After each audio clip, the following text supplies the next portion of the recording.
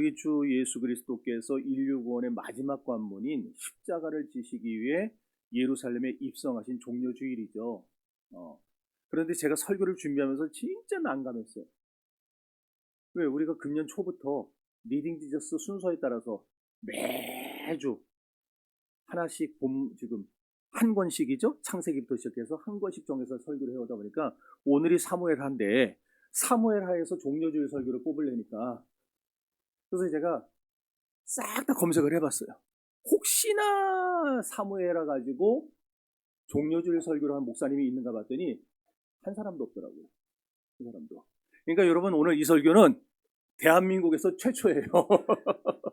사무엘하 가지고 종려주일 설교한 목사님이 저밖에 없는 거예요, 지금. 근데 다음 주가 더 큰일 났습니다. 다음 주는 열왕기상인데 열왕기상 가지고 부활주일 설교를 해야 돼요.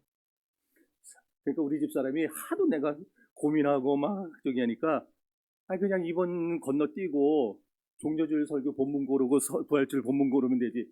그래서 내가 그랬어요. 하나님 앞에 약속한 걸 그렇게 깨면 되냐.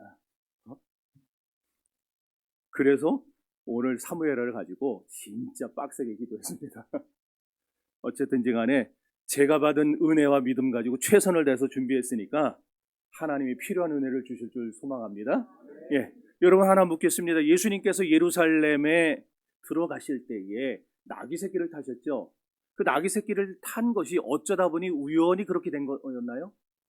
또 군중들이 이렇게 종려나무가 쉽게 말해서 올리브나무죠? 올리브나무 감람나무 맞나?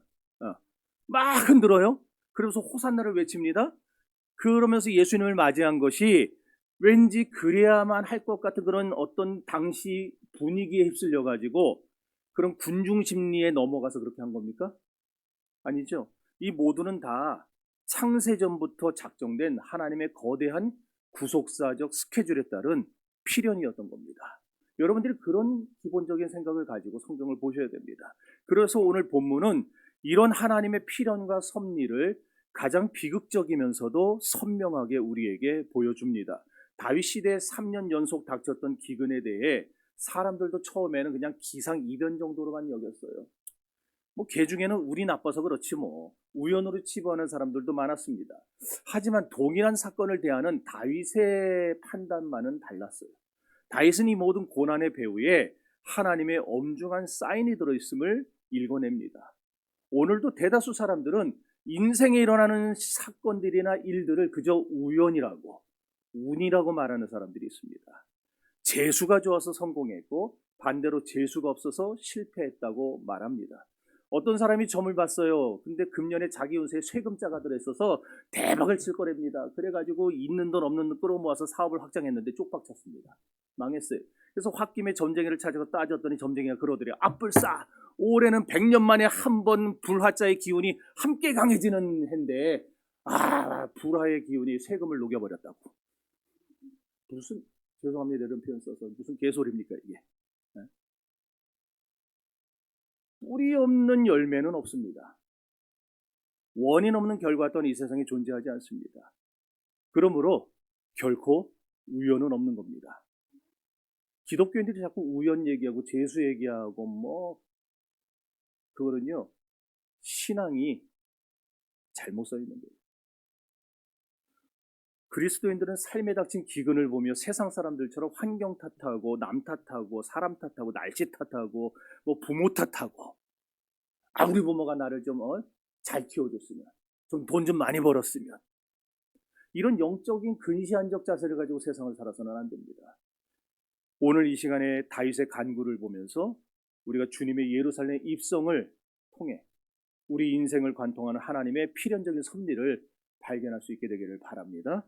그래서 우리 삶을 묻고 있는 이런 저주의 매듭이 풀리고 축복의 단비가 쏟아지는 위대한 역전의 아침을 맞이하는 여러분들이 되시기를 주의 이름으로 축원합니다. 그렇다면 오늘 본문을 통해 우리가 깨달아야 될 신앙의 원리가 무엇인가? 첫째로 우연의 안경을 벗고 섭리의 눈을 뜨라는 겁니다. 자, 1절 다시 읽습니다.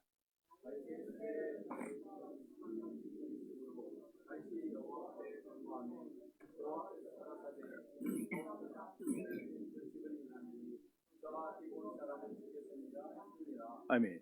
다윗 시대는 한마디로 영광의 시대였죠. 사방의 대적들이 다윗에게 굴복했고 국가가 반석 위에 올랐던 그런 시기였어요. 나라는 강성했고 백성들은 평안했습니다. 사람들이 그토록 동서양을 막론하고 모두 다 원하는 태평성대. 그렇습니다. 다윗의 시대는 태평성대였습니다.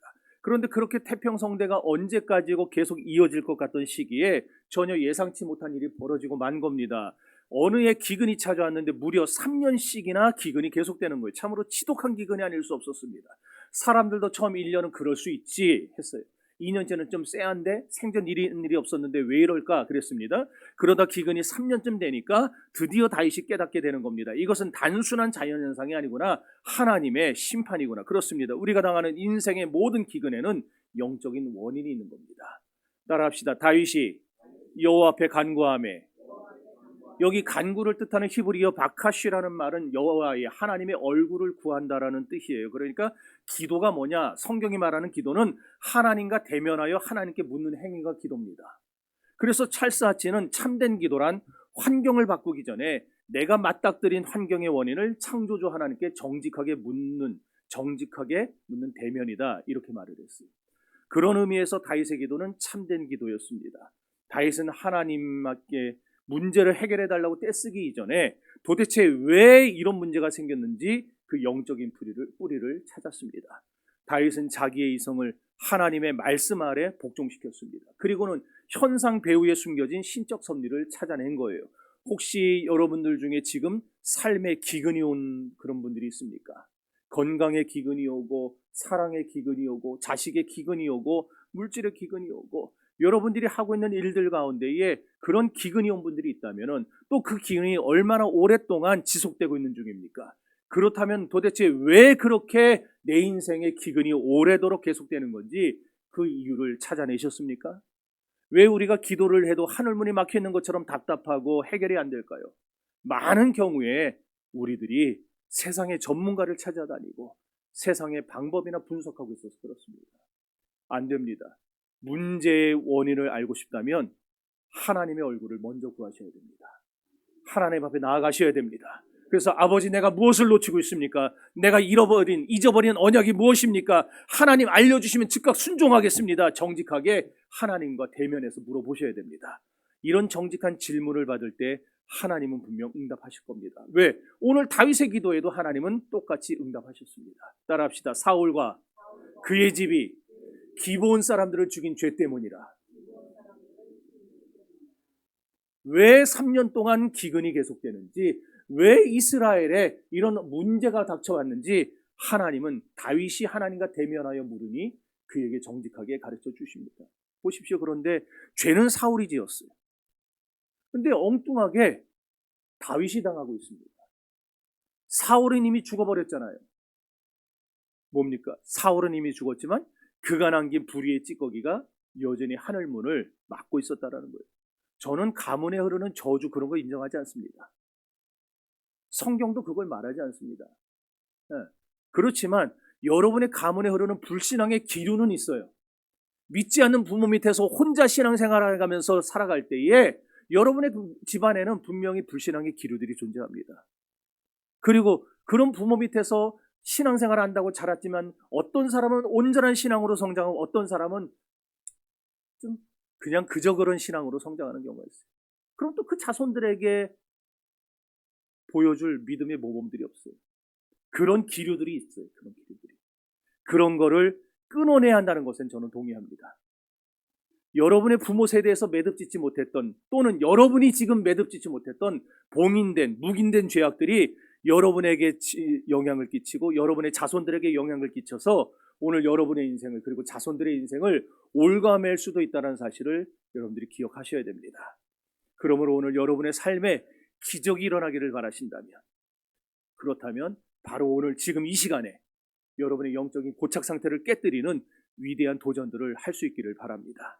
기적은 정면 돌파할 때 일어나는 겁니다. 그냥 생각만 한다고 기적은 일어나지 않습니다. 과거의 은밀한 죄, 잊어버린 하나님과의 약속을 들춰내는 그 고통이 있더라도 그 하나님 앞에 정직하게 서서 주님 무엇입니까? 왜 그렇습니까? 왜 이런 기근이 내 인생에 끊임없이 일어납니까? 하나님과 얼굴을 대면하여 물어볼 때 그 고통의 과정을 통해서 기적이 일어납니다. 오늘 이 시간 여러분의 삶의 기근을 멈추게 할 근본적인 원인을 발견하시고 하나님의 얼굴 앞에 납작 엎드리는 저와 여러분이 될 수 있기를, 그런 위대한 결단이 일어나기를 주의 이름으로 축원합니다. 두 번째로 사울의 열심을 버리고 언약의 성실함으로 돌아가야 합니다. 3년 기근의 원인은 사울이 기브온과의 약속을 깨뜨린 데 있었어요. 400년 전입니다. 여호수아와 이스라엘 민족이 기브온 사람들과 서로 화친을 맺으면서 언약을 했어요. 우리는 너희를 침범하지 않을 것이고 너희도 우리를 침범하지 말아라. 서로 약속을 했어요. 문제는 그냥 족장들의 이름으로, 여호수아의 이름으로 맹세한 게 아니고 그 약속을 하나님의 이름으로 맺었다는 겁니다. 그래서 서로의 영역을 공격하는 일도, 전쟁을 도발해 서로를 죽이지 않겠다던 그 맹세도 반드시 지켜줘야만 했던 겁니다. 물론 그 약속이 나중에 알고 보니까 기브온이 이스라엘을 속인 거였어요. 그럼에도 불구하고 이스라엘은 어떻게 합니까? 이것이 여호와의 이름으로 맺은 약속이니 지켜야 된다. 하나님도 말씀합니다. 당신의 이름으로 맺은 언약이기에 그 약속을 지켜라. 그래서 400여 년이 흐르는 동안에 이 약속은 잘 지켜져 왔어요. 그런데 이스라엘의 초대 왕이었던 사울이 그 약속을 홀라당 깨버립니다. 자, 2절을 읽어봅시다.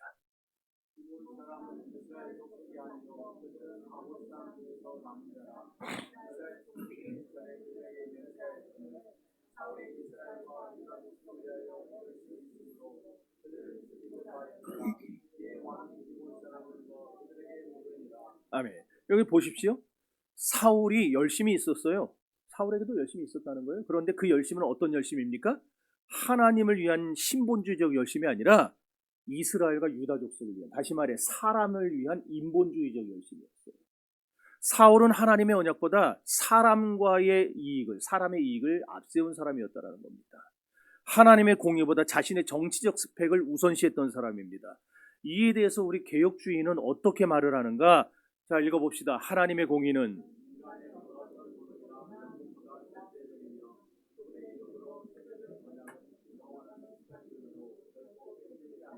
아멘.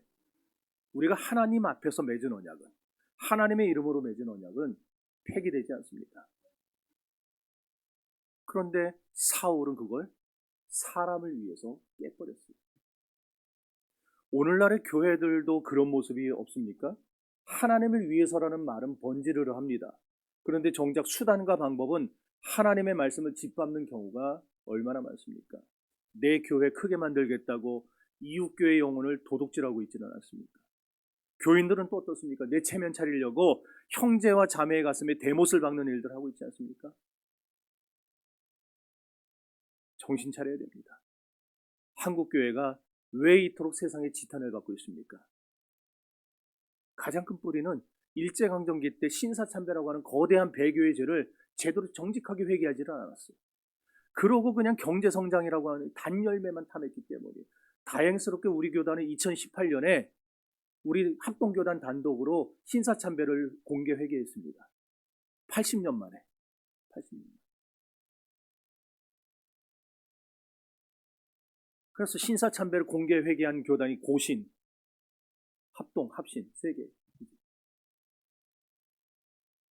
근데 한국교회 연합으로 지금 그런 걸 안 해요. 감리교도 성결교도 순복음도 다 지금 하나가 돼서 우리가 하나님 앞에 배교한 죄를 회개합니다 해야 되는데 안 해요. 개인의 삶도 마찬가지입니다. 과거에 정당하다 우겼던 실수, 성공을 위해 눈 감았던 불의가 청산되지 않아요. 그걸 청산해야 되는데 하나님과 한 약속들이 지켜지지 않아요. 그 약속이 지켜지지 않는 한 닫혀진 하늘문은 절대로 열리지 않습니다. 교인들 중에 저와 약속한 것을 쉽게 잊어버리는 분들이 있는데 안 됩니다. 저랑 개인적인 약속을 한 거면은 뭐 잊어도 돼요. 목사님 뭐 우리 식사 한번 같이 하죠. 제가 식사 한번 사겠습니다. 그런 건 잊어도 돼요. 그런데 저와 목회적인 차원에서 제가 신앙적인 권면을 하면서 한 약속이라면 그 약속은 저와 개인적으로 한 약속이 아니에요. 하나님 앞에서 한 약속입니다. 그러므로 하나님도 그 약속을 할 때 그 자리에서 듣고 계세요. 그 공적인 약속을 들어요. 지켜야지. 예를 들어서 우리 교단은 세례교육할 때나 서리 집사 임명할 때 11조를 반드시 확인합니다. 11조 생활하는가. 만약 안 한다면은 저같이 마음 약한 사람이라 이걸 주긴 줘야 되겠는데, 그러면은 반드시 약속을 받아요. 하겠습니다는 약속을 받고 세례도 주고 11조 서리 집사도 임명합니다. 그런데 분명히 하겠다고 약속해놓고 그 다음에 보면 안 해요. 지금까지도 안 해요. 그러면서도 꺼리낌이 없어요. 그런 행동들이 바로 사울의 열심입니다. 하나님을 중심으로 신앙생활하는 것이 아니라 마치 사회생활하듯이 자기 편의대로 하나님을 이용하는 열심. 하나님과 약속을 쉽게 깨뜨리는 것이 사울의 열심이었어요. 하지만 여러분, 우리가 불의를 묵인하고 하나님과 맺은 약속을 깨뜨릴 때 하나님은 반드시 어느 시점에 우리에게 정산을 요구합니다. 그걸 기억하셔야 돼요. 3절을 읽어봅시다.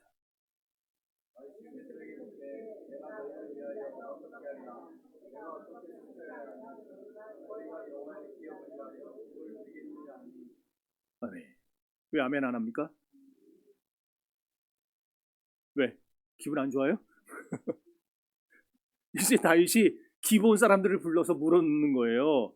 솔직히 이건요, 자존심을 땅바닥에 내팽개치는 일입니다. 대제국을 건설한 왕이에요, 지금.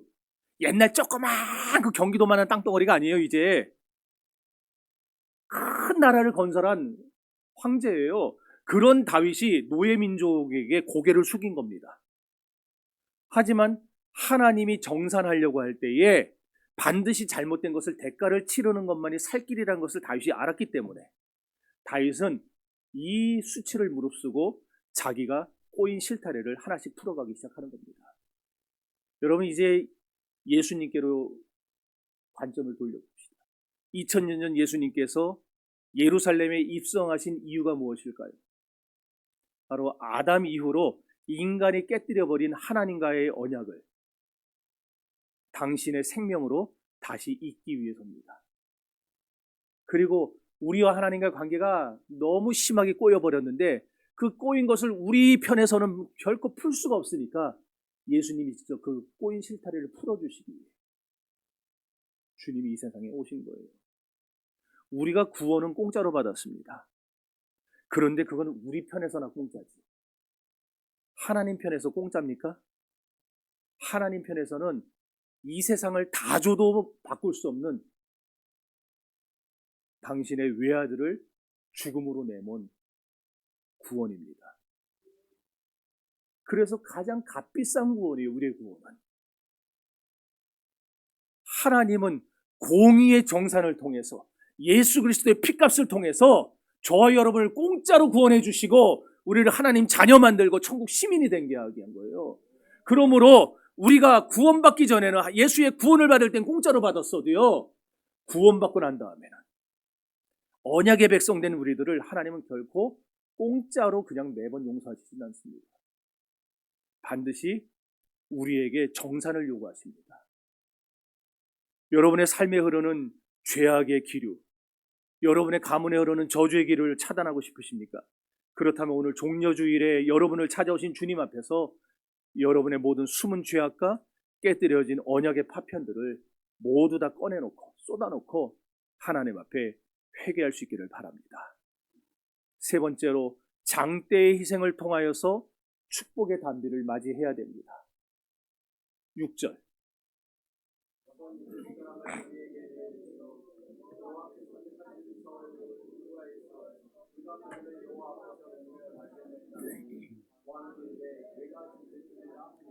아멘. 기본 거민들의 요구는 참 얼핏 보면, 인간적으로 보면 굉장히 잔인하죠. 생사람 7을 달래요. 그들을 장대에 매달겠대요.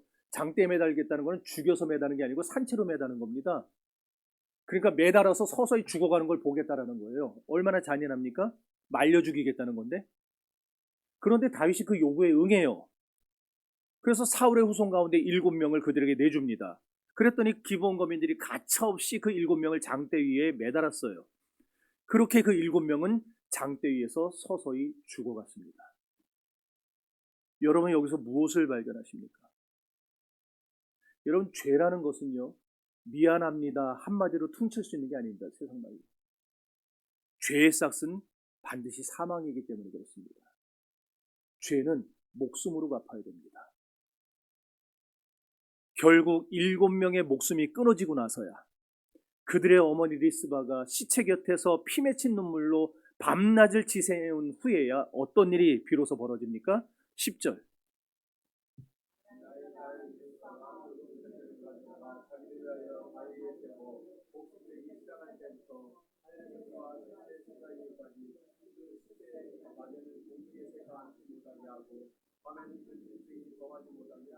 아멘.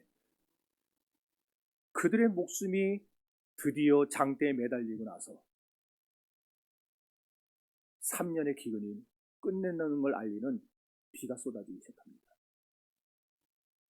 7명의 목숨을 잃은 사건은 너무나도 끔찍한 사건이지만 이 비극적인 장대 처형 때문에 기근이 끝난 겁니다. 그런데 이 장대 처형이 갈보리 언덕의 예고편이라는 사실을 여러분 느끼십니까? 7명의 죽음으로써 그들을 막고 있던 하늘문이 열리고 그들 가운데 그동안에 막혀있던 말라있던 하늘의 비가 쏟아졌던 것 같이 골고다의 장대에 달리신 예수를 통하여 막혀있던 하늘이 열리고 하나님의 사랑과 은혜가 우리 가운데 쏟아진 것을 여러분 여기서 발견하십니까?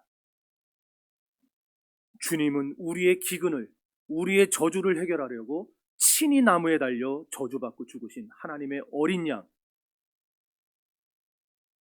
그리스도십니다. 그렇습니다. 이 7명의 죽음은 그러므로 그리스도의 십자가 죽음을 예표하는 희미한 그림자 역할을 한 겁니다. 오늘 종려주일에 예루살렘에 입성하시는 예수 그리스도를 보십시오. 백성들은 종려나무 가지를 들고 예수님을 환영했지만 사실 예수님은 지금 환호받으러 가시는 길이 아니었습니다. 예수님이 가시는 길은 어떤 길입니까? 저와 여러분이라는 기근 들린 인생들을 위해서 저주받은 7 아들들처럼 십자가 장대에 매달리러 가시는 길이었습니다. 사람들에게 붙잡혀 온갖 고초를 당하시고 침뱉음과 모욕을 당하시며 채찍에 맞아 살이 패이고 창에 찔려 허리에 구멍이 뚫린 채 끝내 십자가에 못 박혀 거기서 서서히 죽어가셨습니다. 하지만 그 모든 모욕과 죽음의 고통 끝에 마침내 예수님이 십자가에서 다 이루었다라고 선포하심으로써 비로소 인류의 영적 기근이, 저와 여러분의 영적 기근이 종결된 것입니다. 예수님의 피가 골고다 땅을 적셨을 때 우리를 향한 하나님의 진노가 멈췄고 축복의 소낙비가 다시 쏟아져 내리기 시작했음을 믿으시기 바랍니다. 그러므로 사랑하는 성도 여러분, 실행이 답입니다. 다윗이 사울의 자손을 내주는 그 고통스러운 결단을 실행했을 때 기근이 끝났던 것처럼 우리도 오늘 결단하고 실행해야 합니다.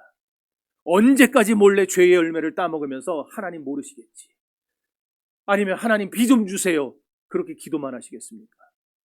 내 안에 여전히 살아있는 사울의 자아를, 사울의 열심을 십자가 장대에 매달아야 합니다. 내 고집, 내 탐욕, 내 불신앙의 습관을 이 시간 모두 십자가 앞에 매달고 처형시켜야 합니다. 못하시겠습니까? 반드시 하셔야 됩니다. 여러분이 스스로 깨뜨리지 않으면 하나님이 강제로 깨뜨리시는 결산의 날이 찾아옵니다. 왜 매를 벌어서 맞으려 하십니까? 왜 기근이 4년 5년 계속되도록 미련을 떠십니까? 오늘 예루살렘에 입성하신 예수님 앞에 여러분의 마음문을 활짝 열어 주님을 영접하십시오. 그분의 발 앞에 여러분의 자존심이라는 겉옷을 벗고 그 옷을 주님의 발 앞에 활짝 펴서 까십시오. 그리고 말하세요. 호산나, 다윗의 자손으로 오시는 예수님, 내 인생의 기근을 멈춰주시옵소서. 주님의 필연적인 은혜로 나를 덮어주시옵소서. 이제 말씀을 맺겠습니다. 우리 인생의 우연은 단 한 개도 없습니다. 따라서 오늘 여러분이 겪고 있는 기근은 그저 우연히 찾아온 재수없음이 아닙니다. 하나님께로 돌아오라는, 잊혀진 언약을, 우리가 깨버린 언약을 회복하라는 강력한 하나님의 사인입니다. 그러므로 우리는 오늘 3가지 결단을 내려야 한다고 했습니다. 첫째, 우연의 안경을 벗고 섭리의 눈을 뜨라고 했습니다. 왜 나만 이런 일을 당하냐고 원망하지 마십시오. 하나님께 물으십시오. 하나님께 다윗처럼 하나님과 대면해서 간구해 보십시오. 기근의 원인이 도대체 무엇인가 물어보세요. 그럼 하나님은 구하는 자에게 분명히 응답하실 겁니다. 구하라 그러면 얻을 것이요, 찾으라 찾을 것이요, 문을 두드리라 너희에게 열릴 것이라 했습니다. 원인을 알아야 해결의 길이 보입니다. 영적 직관력을 회복하는 이번 종려주일이 되기를 바랍니다. 두 번째로 사울의 열심을 버리고 언약의 열심, 언약의 성실함으로 돌아가야 됩니다. 내 성공을 위한 열심, 남을 밟고 일어서는 열심은 기근의 씨앗일 뿐입니다. 하나님과 맺은 약속, 성도로서의 기본 의무, 형제와 자매를 향한 사랑의 언약을 회복하십시오.